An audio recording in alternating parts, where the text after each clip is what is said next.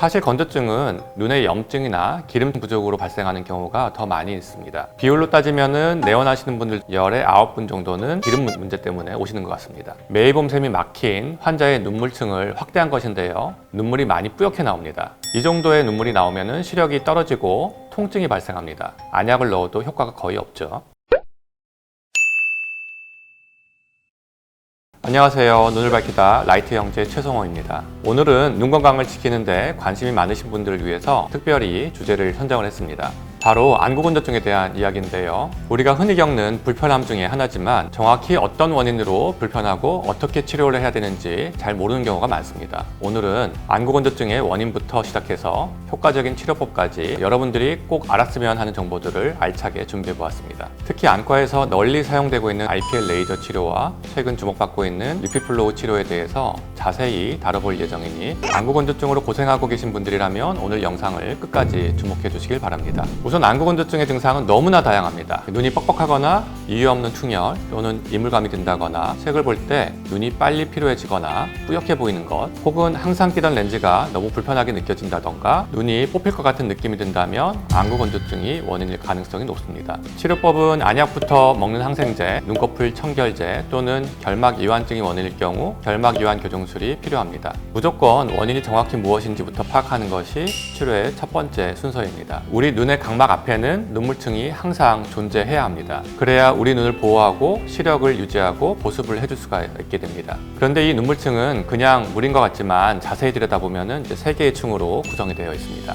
가장 안쪽은 점액층으로 각막 바로 앞에서 끈끈한 성질을 가지고 있어서 눈물이 각막에 잘 붙어 있도록 하는 역할을 하고요. 중간층은 실제 물 성분, 가장 바깥쪽은 기름층입니다. 기름층은 눈물이 증발하는 것을 막아서 눈이 쉽게 건조해지는 것을 막아주는 역할을 합니다. 만약 이 기름층에 문제가 있으면 눈물이 빠르게 마르면서 건조증이 심해지게 됩니다. 대부분의 사람들은 눈이 건조하다고 하면은 눈에 수분이 부족한 거라고 생각을 해서 물을 자주 마시고 인공누액을 자주 넣습니다. 사실 건조증은 눈의 염증이나 기름 부족으로 발생하는 경우가 더 많이 있습니다. 비율로 따지면은 내원하시는 분들 열의 9분 정도는 기름 문제 때문에 오시는 것 같습니다. 그럼 기름층이 왜 부족해질까요? 우리 눈의 눈꺼풀을 자세히 보시면은 작은 구멍들이 많이 있는데요. 이것을 마이봄샘이라고 하는데 바로 이곳에서 지방이 액체 형태로 분비가 됩니다. 그런데 만약 이 마이봄샘이 막혀 있으면은 제대로 분비가 되지 않아서 눈물이 빠르게 날아가겠죠. 특히 장시간 모니터를 보시는 분들 경우에는 눈물이 더욱 빨리 마르는 그런 건조증이 발생합니다. 눈꺼풀에서 기름이 나오는 색깔을 보세요. 약간 노랗죠? 원래는 투명한 물처럼 나와야 되는데 세균이 자라면서 기름의 성질이 변한 겁니다. 색이 노랗다가 끈적이는 성질이 증가하고 결국 여드름처럼 굳어지고 나면은 마치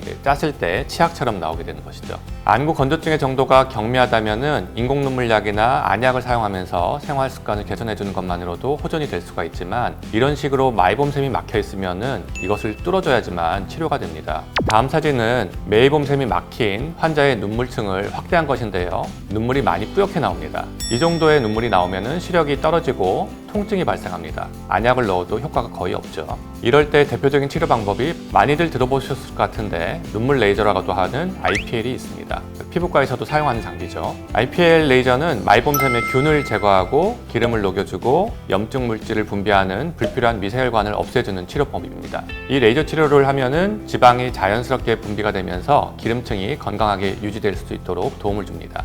대개 한 번의 치료로는 충분하지 않고요. 한 1, 2주 간격으로 5회 이상 시도를 하게 되면은 노란 분비물 나오는 메이봄샘은 차츰 호전되면서 건조증이 많이 개선이 되고요. 약물 치료와 병행하게 되면 효과가 굉장히 좋습니다. 또 실비보험도 적용이 되기 때문에 경제적인 부담도 줄일 수 있는 장점이 있습니다. 노안백내장 수술이나 라식, 라섹과 같은 시력교정 수술 이후에 건조증이 발생했을 경우에는 건조증 검사를 통해서 그 원인이 눈물 부족이 아닌 지방층에 있다고 생각이 되면은 IPL 치료를 적극적으로 권장을 하는데요. 눈 상태에 따라 건조증을 사전에 예방하기 위해 수술 전후로 IPL 치료를 병행하는 경우가 있습니다. 참고로 우리가 백내장 수술이나 시력교정 수술할 때에는 정확한 도수 측정이 필수인데요. 안구건조증이 있는 경우 정확한 측정이 어려울 수 있습니다.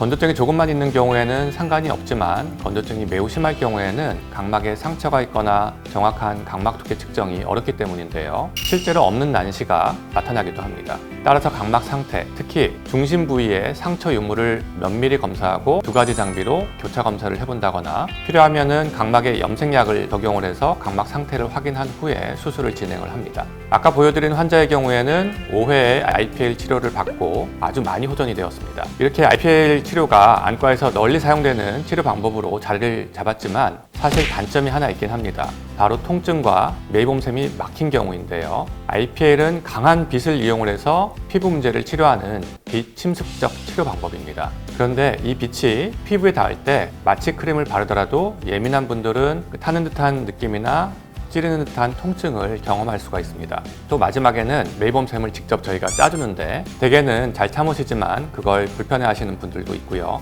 반면 요즘엔 주목받고 있는 또 다른 치료 장비 리피플로우가 있는데요. 조개 모양의 기구를 눈꺼풀 안에 삽입한 후에 적당한 압력과 열을 가해서 눈꺼풀 내의 기름을 제거하는 치료법입니다.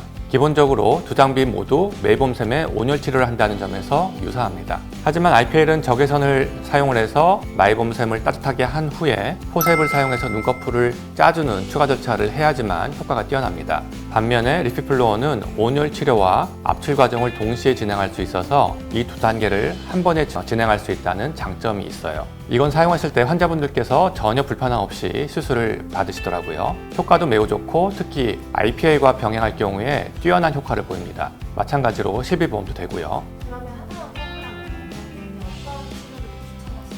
IPL은 염증을 줄여주는 효과가 좋고 리피플로어는 기름 배출 효과가 탁월합니다. 눈꺼풀 염증 정도에 따라서 비교적 초기라면 IPL이나 리피플로어 중 하나만 하셔도 됩니다. 하지만 심한 염증이 있다면 리피플로어로 기름을 충분히 짜내고 IPL로 염증을 줄여주면 좋은 결과를 얻을 수 있습니다. 안구건조증에 대해 드리고 싶은 말씀이 많지만 오늘은 증상이 심한 분들께 많이 유용한 치료법부터 소개를 해보았습니다. 안구건조증을 치료하는 것이 어려운 일이라고 생각하시는 분들이 많이 계시는데요. 그것은 원인을 정확히 밝혀내지 못했기 때문입니다. 구체적인 검사 절차를 통해서 원인을 정확하게 알아낸다면 그에 맞게 맞춤형 치료를 꾸준히 진행을 해서 충분히 증상을 해결할 수가 있습니다. 따라서 건조 증상으로 인해서 일상에 불편을 느끼고 계시는 분이라면 건조증 검사 장비와 치료 장비가 잘 구비된 곳에 가셔서 꼭 검사를 받으셨으면 좋겠습니다. 궁금한 점이 있으시다면 영상에 댓글을 남겨주시거나 카페 눈미남에 글을 남겨주셔도 좋습니다. 모두 건조함으로 인해 불편함 없이 생활하길 바라며 오늘 영상을 마치겠습니다.